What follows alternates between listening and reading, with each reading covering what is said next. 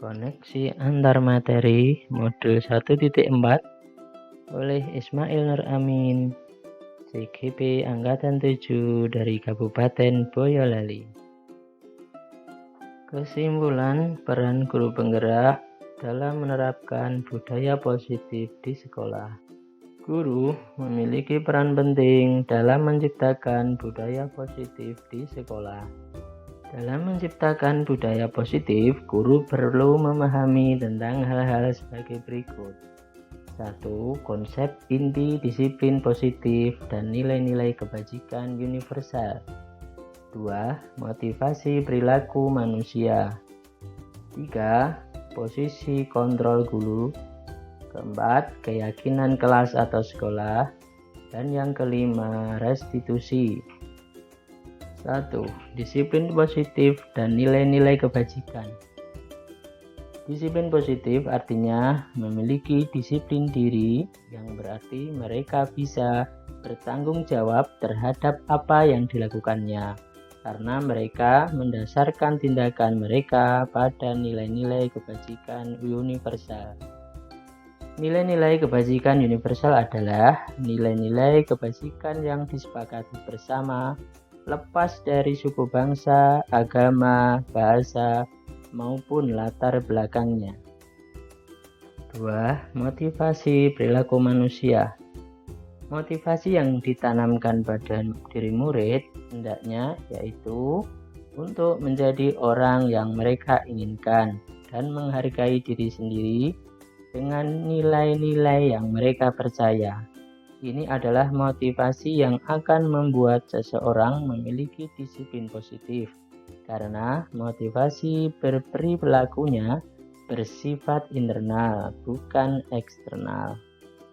3. Posisi kontrol guru. Posisi kontrol guru yang diharapkan adalah sebagai manajer, posisi di mana guru berbuat sesuatu bersama dengan murid, mempersilahkan murid mempertanggungjawabkan perilakunya, mendukung murid agar dapat menemukan solusi atas masalahnya sendiri. Keyakinan kelas atau sekolah. Mengapa keyakinan bukan peraturan? Karena menekankan pada keyakinan akan lebih memotivasi seseorang dari dalam. Seseorang akan lebih tergerak dan bersemangat untuk menjalankan keyakinannya daripada hanya sekedar mengikuti serangkaian peraturan tertulis tanpa makna. 5. Restitusi. Dalam keyakinan kelas atau sekolah, maka langkah yang digunakan untuk memperbaiki perilaku adalah restitusi, bukan hukuman. Restitusi adalah proses menciptakan kondisi bagi murid untuk memperbaiki kesalahan mereka sehingga mereka bisa kembali pada kelompok mereka dengan karakter yang lebih kuat.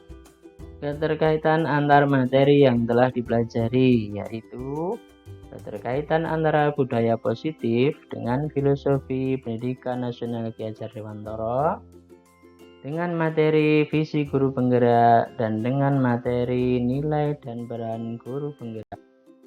Keterkaitan budaya positif dan filosofi pendidikan nasional Ki Hajar Dewantara. Filosofi pendidikan nasional Ki Hajar Dewantara adalah menuntun manusia untuk menuju manusia merdeka yang seutuhnya.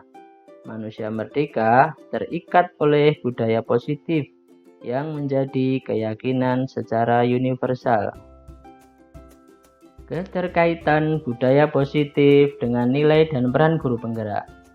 Seorang guru akan memiliki peran dalam mewujudkan budaya positif di sekolah apabila ia mengetahui nilai dan perannya sebagai seorang guru. Dengan penguasaan nilai dan perannya, maka seorang guru akan dapat memposisikan diri dalam komunitasnya dengan tepat.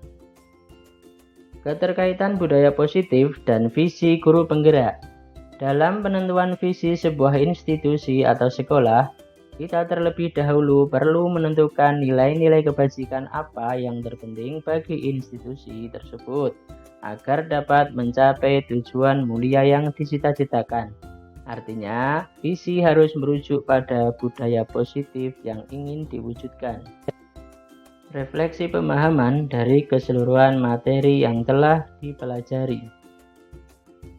Pemahaman materi terkait disiplin positif, teori motivasi, hukuman dan penghargaan, posisi kontrol guru, kebutuhan dasar manusia, keyakinan kelas, dan segitiga restitusi.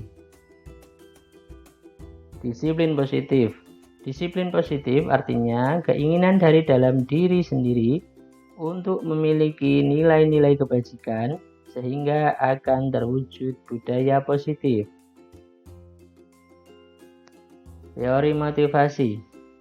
Teori ini menjelaskan bahwa ada 3 motivasi yang mendorong manusia untuk melakukan nilai-nilai kebajikan. Yang pertama, yaitu untuk menghindari ketidaknyamanan atau hukuman. 2. Untuk mendapatkan imbalan atau penghargaan dari orang lain. 3. Untuk menjadi orang yang mereka inginkan dan menghargai nilai diri sendiri dengan nilai-nilai yang mereka percaya. Motivasi ketiga inilah yang diharapkan akan muncul pada diri murid. Hukuman dan penghargaan. Hukuman bersifat tidak terencana atau tiba-tiba. Anak atau murid tidak tahu apa yang akan terjadi dan tidak dilibatkan.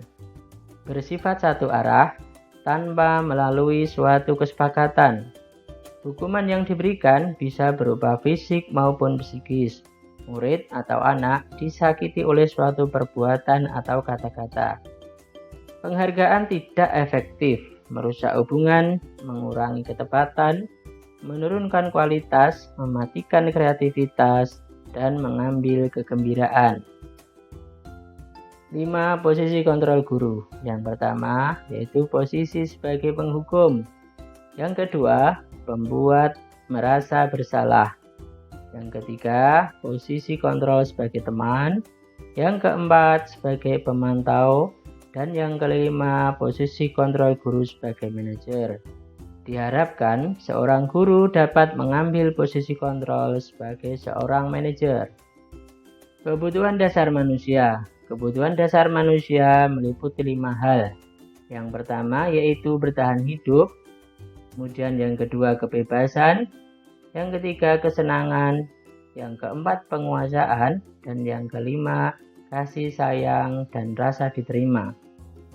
Ketika seorang murid melakukan suatu perbuatan yang bertentangan dengan nilai-nilai kebajikan atau melanggar peraturan, hal itu sebenarnya dikarenakan mereka gagal memenuhi kebutuhan dasarnya. Keyakinan kelas.